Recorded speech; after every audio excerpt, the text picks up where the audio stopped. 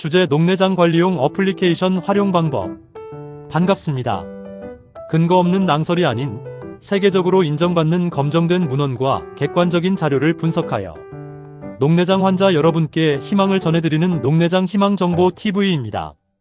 저는 약 25년간의 바이오 의약품과 의료기기 개발을 주도해온 경험을 바탕으로 여러분께 정확하고 믿을 수 있는 정보를 전달하도록 최선을 다하겠습니다.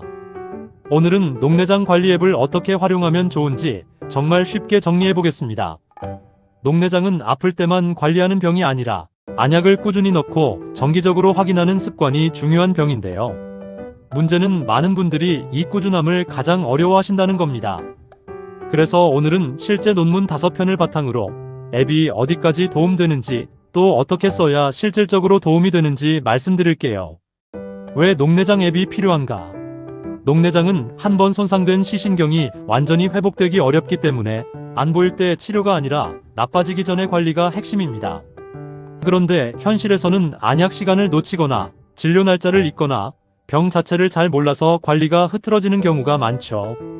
재미있는 건 이미 많은 환자분들이 스마트폰이나 태블릿을 사용할 수 있는 환경에 있다는 점입니다. 한 연구에서는 가구 내 스마트 기기 접근이 88.6%, 무료 앱이라면 72.3%가 사용 의향을 보였어요. 즉, 녹내장 앱은 특별한 사람만 쓰는 도구가 아니라 생각보다 바로 시작할 수 있는 관리 도구라는 뜻입니다.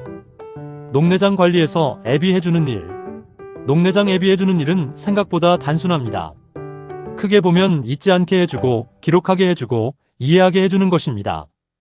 예를 들어 안약 넣을 시간 알림, 진료 일정 체크, 안압 기록, 검사 결과 정리, 교육 영상 보기, 자주 묻는 질문 확인 같은 기능들이 들어갑니다.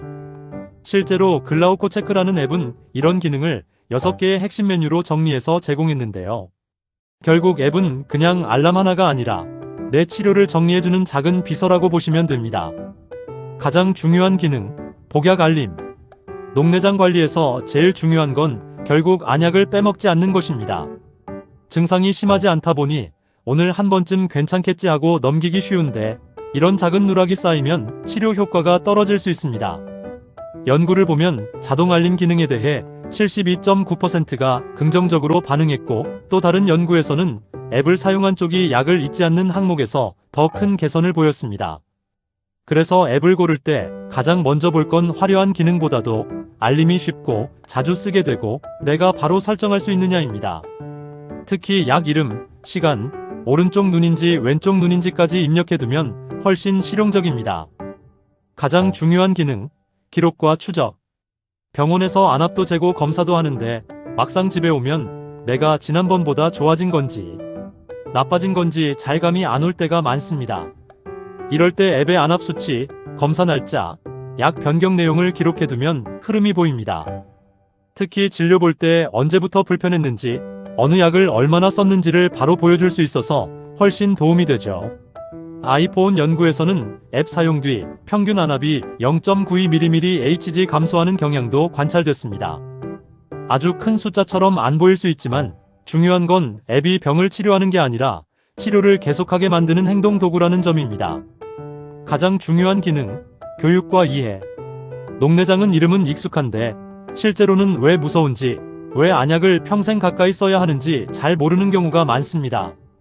그래서 앱 안에 짧은 설명 영상이나 쉬운 글이 들어있으면 생각보다 도움이 큽니다. 글라우코 체크 연구에서는 사용성 점수가 75.6점, 그리고 97.2%가 사용이 쉽다고 답했습니다.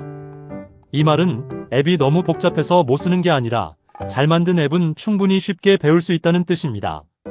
병을 이해하면 약을 넣는 이유가 분명해지고 그게 결국 꾸준함으로 이어집니다. 그런데 녹내장에서 교육이 특히 중요한 이유가 하나 더 있습니다. 바로 환자 스스로 시야 손상을 잘 못 느낄 수 있다는 점입니다. 시야 손상을 이해하는 앱 활용. 많은 분들이 녹내장을 떠올리면 검은 점이 보이나? 라고 생각하시는데요. 실제 연구에서는 환자들이 시야 손실을 까맣게 뚫린 느낌보다 흐릿함으로 더 많이 느끼는 것으로 나타났습니다.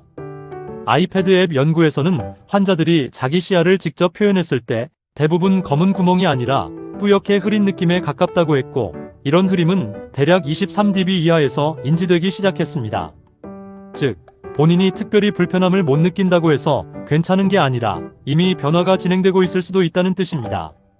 이런 앱은 환자와 보호자가 내 눈 상태를 이해하는 도구로도 꽤 의미가 있습니다. 누가 더 잘 활용할 수 있나? 한 연구에서는 앱에 대한 관심도가 65세 미만 82%, 65세 이상 50%로 차이가 있었습니다.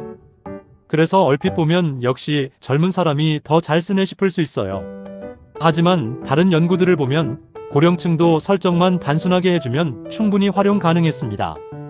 핵심은 나이가 아니라 사용 방식입니다. 글씨 크게 설정하고 알림음을 단순하게 하고 처음만 보호자와 함께 세팅하면 훨씬 쉬워집니다. 특히 약 종류가 여러 개이거나 매일 시간 맞추기 어려운 분들일수록 오히려 앱의 도움을 더 크게 받을 수 있습니다. 실제 연구에서 확인된 효과. 결론부터 말씀드리면 도움이 됩니다. 다만 앱 하나로 모든 게 해결되진 않습니다. 아이폰 연구에서는 높은 수능도 비율이 29.3%에서 42.1%로 증가했고, 반대로 낮은 수능도는 29.3%에서 20.3%로 감소했습니다. 삶의 질 점수도 64.6%에서 66.3%로 개선됐고요. 또 다른 연구에서는 지식 향상과 복약 습관 개선의 가능성이 확인됐습니다. 즉, 앱은 마법처럼 병을 낫게 하는 도구가 아니라 좋은 치료를 계속 이어가게 도와주는 생활장치라고 이해하시면 가장 정확합니다. 오늘부터 시작하는 사용법. 처음부터 완벽하게 하실 필요 없습니다. 딱 3단계만 기억하시면 됩니다. 첫째, 지금 쓰는 안약 이름과 시간을 정리합니다. 둘째, 앱에 복약 알림과 진료 예약일부터 넣습니다. 셋째, 익숙해지면 안압 기록이나 교육 콘텐츠 보기까지 천천히 추가합니다. 처음부터 기능을 다 쓰려 하면 금방 피곤해집니다. 오히려 1주차는 알림만, 2주차는 기록, 3주차는 교육자료 확인처럼 나눠서 가는 게 훨씬 오래 갑니다. 보호자와 함께 쓴다면 초기 설정만 같이 해도 성공 확률이 많이 올라갑니다.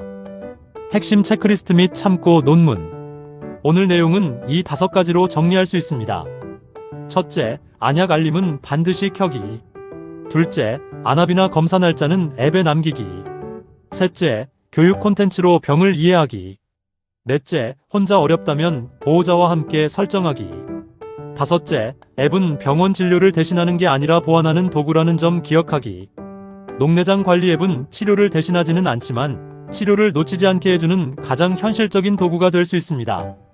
오늘 영상이 도움이 되셨다면 본인이나 가족의 녹내장 관리 방법을 한번 점검해 보시는 것도 좋겠습니다. 지금까지 최신 논문으로 본 녹내장의 진실, 녹내장 희망정보 TV이었습니다.